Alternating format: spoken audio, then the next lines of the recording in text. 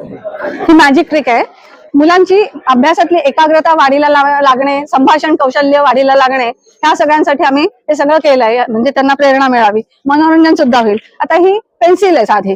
आता मी पेन्सिल ह्याच्यात ठेवली आणि माझं कोणाशी तरी भांडण झालं आणि मी रागा तिचे 3 तुकडे केले. हे बघा 3 तुकडे झाले. आता मला खूप पश्चाताप झाला. मला आता ती पेन्सिल परत हवी. मी जादू करीन आणि ही पेन्सिल मी माझी परत मिळेल.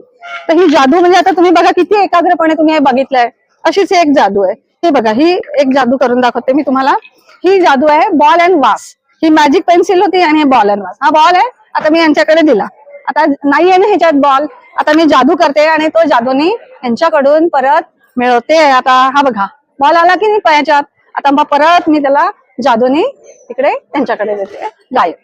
तर अशा प्रकारे एकाग्रता वाढीला लावायला, मुलं स्थिर बसत नाही तो एका जागी अभ्यासासाठी, म्हणून त्यांची एकाग्रता वाढीला लावायची आहे, संभाषण कौशल्य वाढीला लावायचंय.